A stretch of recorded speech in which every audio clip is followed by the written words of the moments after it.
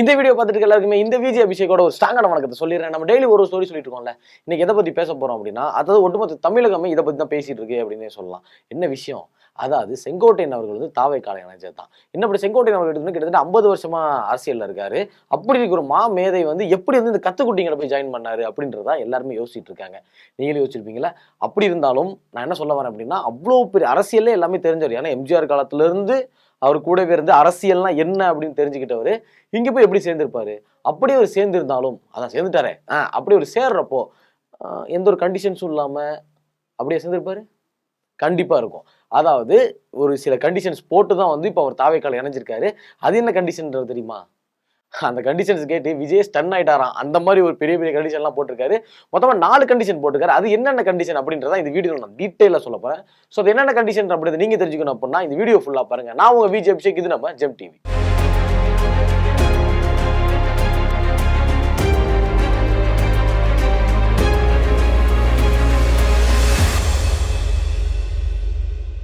ரெண்டாயிரத்தி 26 எலெக்ஷன் வரப்போகுது அப்படின்றதுனால எல்லாருமே வந்து அவங்க கட்சி பணியை வந்து சூப்பராகவே செஞ்சுட்டு இருக்காங்க. கிட்டத்தட்ட அதாவது தொகுதியில வந்து இப்போ ஏதாவது பிரச்சனை உடனே தீர்க்கறதா இருக்கட்டும்.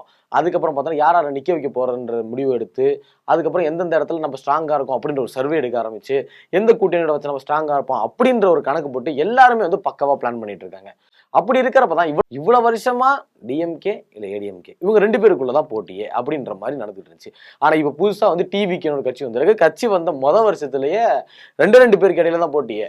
ஒன்னு ஏடிஎம்கே, இன்னொன்னு வந்து சாரிங்க, இன்னொன்னு டிஎம்கே, இன்னொன்னு வந்து டிவிகே அப்படின்னு சொல்லி அவர் ஒரு ப்ரொமோஷன் பண்ணியிருக்காரு. ஸோ அது வந்து முதல்ல வந்த கட்சி வந்து வின் பண்ணுமா அப்படின்றது சந்தேகம் தான். எப்படி சொல்றேன் அப்படின்னா, கூட்டணி வச்சா வாய்ப்பு இருக்கு, சுயேட்சைன்னா கொஞ்சம் கஷ்டம் தான். அப்படி இருக்கிறப்ப டிவிக்கே வந்து எல்லாருமே ஒரு ட்ரோல் மெட்டீரியலாக தான் வச்சிருந்தாங்க. அதாவது இதெல்லாம் ஒரு கட்சி அப்படின்ற மாதிரி ட்ரோல் பண்ணிட்டு தான் இருந்தாங்க. அங்கே யார் பெரிய அளவில் யார் வந்து மாமேதைகள் யார் இருக்கா அப்படின்னு கேட்டால் புஷி ஆனந்த்னு சொன்னா எல்லாம் முக்குன்னு சிரிச்சிட்டாங்க. புஷி ஆனந்த் அவர் எங்க மாமேதை, அவருக்கு என்ன தெரியும் அரசியலை பத்தி? சரி ஆதவ அர்ஜுனா இருக்காரு, யார் அவரா அப்படின்ற மாதிரி எல்லாருக்குமே ஒரு சிரிப்பு வரத ஆரம்பிச்சிச்சு. ஏன் அப்படின்னா இப்போ வந்து டிவிக்கே எடுத்துக்கிட்டோம் அப்படின்னா ஒன்று விஜய் அவர்களுக்கு அடுத்தது வந்து பார்த்தோம்னா புஷி ஆனந்த், அதுக்கப்புறம் ஆதவ அர்ஜுனா, இவங்க 2 பேர் மட்டும் தான். அப்ப அந்த கட்சியிலே அவங்க பேரை மட்டும் தான் தெரியும்னு வச்சுக்கோங்களேன். ஜான ஆரோக்கிய சாமியில யாருக்குமே தெரியவே தெரியாது. அந்த மனுஷன்லாம் யாருக்குமே பெருசா தெரியாது. இவங்க 3 பேர் மட்டும் தான் தெரியும். ஏன் அப்படின்னா இன்ஸ்டாலையும் ஃபேஸ்புக்லயும் வந்து ட்ரோல்ல பாக்குறாங்கல்ல புஷி ஆனந்தையும் ஆதவ அர்ஜுனாவையும். அதனால அவங்கள வந்து நல்லா தெரியும் இல்லையா? சரி, ஓகே. இப்போ வந்து ஏடிஎம்கேல இருந்து ஒருத்தர் பிரியல, தூக்கிட்டாங்க வேலையை விட்டு. அந்த பதவியில இருந்து தூக்குனாங்க, கட்சியை விட்டும் தூக்கிட்டாங்க. அப்படி இருக்கிறது செங்கோட்டையன் அவர்கள். இப்ப செங்கோட்டையன் அவர்கள் வந்து இப்ப என்ன பண்ண போறாரு? ஆனா அவர் தூக்குறதுக்கான மெயின் ரீசன் என்ன அப்படின்னா, எடப்பாடி அவர்கள் எதிர்த்து பேசுறாரு அப்படின்றதுதான். அப்படி எதிர்த்து பேசுறப்போ இந்த மாதிரி கட்சிக்கு விரோதமா செய்யறாரு, அதாவது கட்சி விரோதமா ஒரு விஷயம் செஞ்சாரு, அது செய்யறாருன்ற அடிப்படை உறுப்பினர் தூக்கிட்டாங்க. தூக்கினதுக்கு அப்புறம் என்ன சொன்னார் அப்படின்னா, நான் வந்து ஏடிஎம்கே ஒண்ணு சேர்ப்பேன், அம்மா கட்சி வந்து நான் ஒண்ணு சேர்ப்பேன் அப்படின்னு சொல்லி இப்படி பேசிட்டு இருந்தவர் ஒண்ணு சேர்ப்பாருன்னு சொல்லி நம்ம எல்லாமே எதிர்பார்த்துட்டு இருந்தோம். எப்போ ஒண்ணு சேர்ப்பாரு அப்படின்னு. அவர் திடீர்னு பார்த்தா போய் தாவேக்கால போய் சேர்ந்தாரு. அதுக்கப்புறம் தான் என்ன புரியும், எனக்கு புரியல எதுக்காக தாவேக்கால போய் சேர்ந்தாரு அப்படின்ற மாதிரி ஒரு மாதிரி ஆயிடுச்சு. அப்படி தாவேக்கால வந்து சேர்ந்ததுக்கு அப்புறம் இவ்வளவு நாளா வந்து டிஎம்கே ஏடிஎம்கே அடிச்சுக்கிட்டு இருந்த சில அணில் குஞ்சுகள்னு சொல்லலாமா, தற்கூரிகள்னு சொல்லலாமா, அதாவது ஆச்சரியக்குறி சொல்லலாம் அப்படின்ட்டாங்க.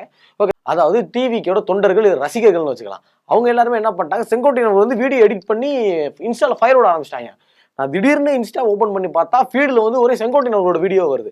என்னன்னு பார்த்தா டிவிகே விஜய் அப்படின்னு சொல்லி ஒரு சில அக்கௌண்ட்ல இருந்தெல்லாம் பார்த்தோம் அப்படின்னா செங்கோட்டையன் அவர்கள் பத்திரிகையில் போட்டிருக்கான். அவர் வந்து எப்படி இந்த ஒரு தெரியுமா, அப்படி இந்த ஒரு தெரியுமா, இப்படி இந்த ஒரு தெரியுமா அப்படின்னு சொல்லிட்டு ஏகப்பட்ட ஃபயர் விட வச்சிருக்காங்க. டிவிக்கே என்னதான் ஒரு பெரிய கட்சியா இருந்தாலும் அதுல வந்து சரியான ஒரு கொள்கையோ இல்ல வந்து ஒரு ஐடியாலஜியோ எதுவுமே சரியா இல்லைன்றதுதான் உண்மை. ஏன்னா அதெல்லாம் இன்னும் டெவலப் பண்ணணும். அப்படி இருக்கிறப்போ எப்படி செங்கோட்டையன் அவர்கள் கிட்டத்தட்ட எம்ஜிஆர் காலத்துல இருந்து எம்ஜிஆர் கூடவே இருந்து அதுக்கப்புறம் ஜெயலலிதா அம்மாவுக்கு பிரச்சாரத்துக்கு எல்லாமே ஐடியா சொல்லி கொடுத்த அவரு எப்படி இங்க வந்து சேர்ந்தாரு அப்படின்றதான் எல்லாருக்குமே சந்தேகம். எதுக்கு சேர்ந்தாருன்னு அவருக்கும் தெரியல, எதுக்கு சேர்ந்திருக்காரு அப்படின்னு சொல்லி இவருக்கும் புரியல. அப்படின்ற மாதிரி ஒண்ணுமே புரியாத மாதிரி தான் மக்களுக்கும் இருக்கு. எதுக்காண்டா அவர் ஏடிஎம்கே ஒன்று சேர்க்கிறதா சொன்னாரு, எதுக்கு ஒரு அதில் போய் ஜாயின் பண்ணாரு அப்படின்றது எல்லாருமே மிகப்பெரிய கன்ஃபியூஷன். அவரு மேல இருந்த நம்பிக்கையே போயிடுச்சு அப்படின்னு சொல்லலாம். ஓகே, நம்ம கண்டென்ட்டுக்குள்ள வரலாம். அதாவது அவர் போட்ட 4 கண்டிஷன்ஸ். அது என்னென்ன கண்டிஷன்ஸ் அப்படின்னா, முதல்ல அதாவது நம்ம செங்கோட்டையன் அவர்களை பார்த்தீங்க அப்படின்னா ஒட்டுமொத்தமா வந்து இந்த கொங்கு நாடு அப்படின்னு சொல்லக்கூடிய ஈரோடு, கோபிச்செட்டிப்பாளையம், கோயம்புத்தூர், திருப்பூர், அதுக்கப்புறம் பொள்ளாச்சி, இது எல்லாமே வந்து பார்த்தோம் அப்படின்னா கொங்கு நாடுகள் அப்படின்னு சொல்லுவாங்க. அதுல வந்து கோபிச்செட்டிப்பாளையம், ஈரோடு இங்கே வந்து அவரோட கோட்டை அப்படின்னு சொல்லலாம். எப்பயுமே இந்த இடத்துல வந்து அவர் ஜெயிச்சுக்கிட்டே தான் இருக்கிறது. 8 முறை வந்து சட்டமன்ற உறுப்பினர் தான் இருந்திருக்காரு.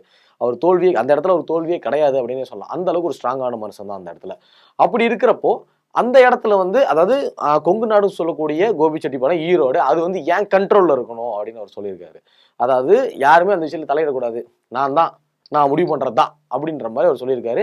அது மட்டும் இல்லாம அங்க யார் நிக்கணும், அதாவது அந்த எலெக்ஷன்ல வந்து அங்க யார் கேண்டிடேட்டா நிக்கணும்ன்றதை நான் தான் முடிவு பண்ணுவேன் அப்படின்னு சொல்லியிருக்காரு.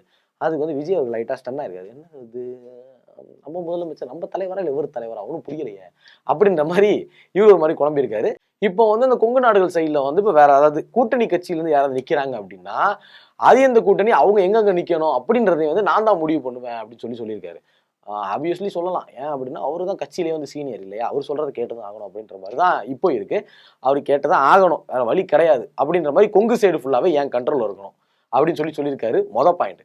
ரெண்டாவது பாயிண்ட் என்ன அப்படின்னா, என்னைய கட்சியை விட்டு தூக்குற, வர்றேன் ரிவீட் அடிக்கிறேன் அப்படின்ற மாதிரி எடப்பாடி ஐயா வந்து எங்க நிற்பாரு, எடப்பாடியில ஓகேவா, ஒரு ஊரே வந்து எடப்பாடி தான் ஓகேவா. அப்படி எடப்பாடி ஐயா நிற்கக்கூடிய எடப்பாடியில வந்து நான் சொல்ற ஆளை தான் நிக்க வைக்கணும், நான் எப்படியாவது எடப்பாடி அவர்களை தோக்கடிக்கணும், அதாவது இபிஎஸ் அவர்கள் வந்து நான் வந்து தோக்கடிக்கணும் அப்படின்னு சொல்லி ஒரு மாதிரி ஒரு ஃபயர் ஆயிருக்காரு அப்படின்னு சொல்லலாம்.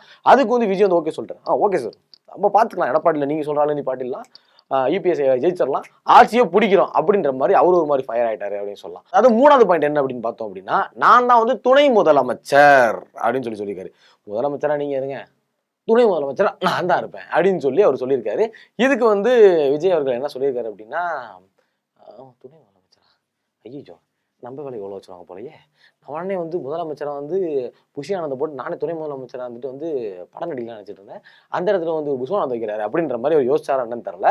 அவர் என்ன சொல்லியிருக்காரு அதுக்கு பதில் அப்படின்னா, ஏற்கனவே துணை முதலமைச்சருக்கு ஒருத்தர் அப்பாயின்ட் பண்ணியிருக்கேன், நீங்க வேணா ஒன்னாவது துணை முதலமைச்சராக இருங்களேன். எப்படின்னா அதாவது இருக்கிற துணை முதலமைச்சர்ல நீங்கள் ஒரு துணை முதலமைச்சராக இருங்களேன், என்ன தப்பு இதுல அப்படின்ற மாதிரி. ஒரு வேளை கட்சியில் இருக்கிற வந்து 234 துணை முதலமைச்சர் இருப்பாங்கன்னு நினைக்கிறேன், எல்லாருமே துணை முதலமைச்சர் தான். முதலமைச்சர் ஒருத்தர், துணை முதலமைச்சர் 234 பேர் அப்படின்ற மாதிரி. அங்க இருக்கிறதுல நீங்களும் ஒரு துணை முதலமைச்சரா இருக்காங்கன்னா எத்தனை துணை முதலமைச்சர் இருக்காங்கன்றே தெரியலையே அப்படின்ற மாதிரி சொல்லியிருக்காங்க.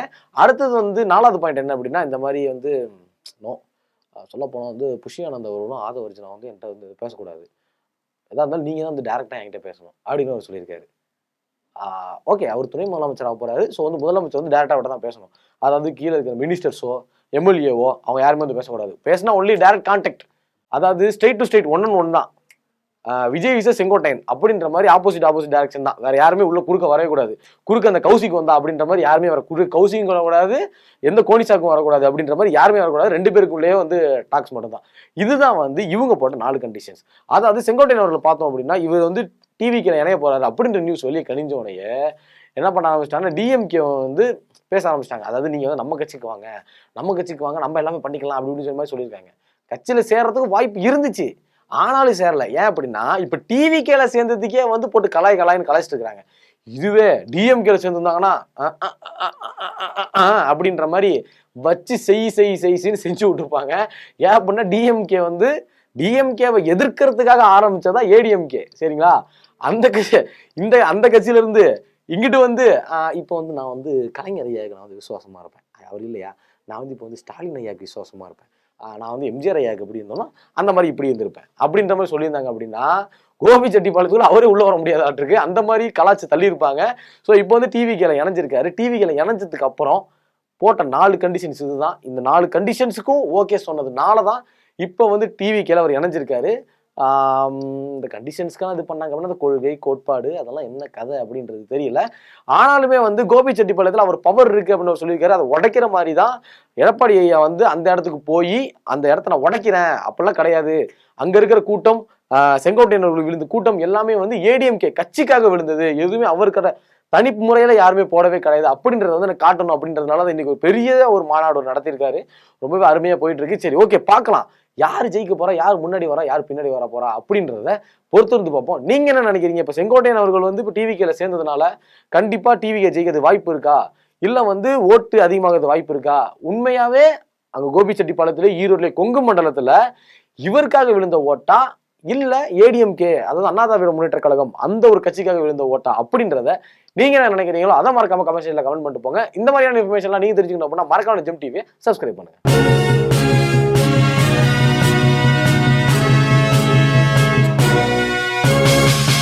உடனுக்குடன் அப்டேட் தெரிந்து கொள்ள ஜெம் டிவி தமிழ் ஆப்பை இன்ஸ்டால் செய்யவும்.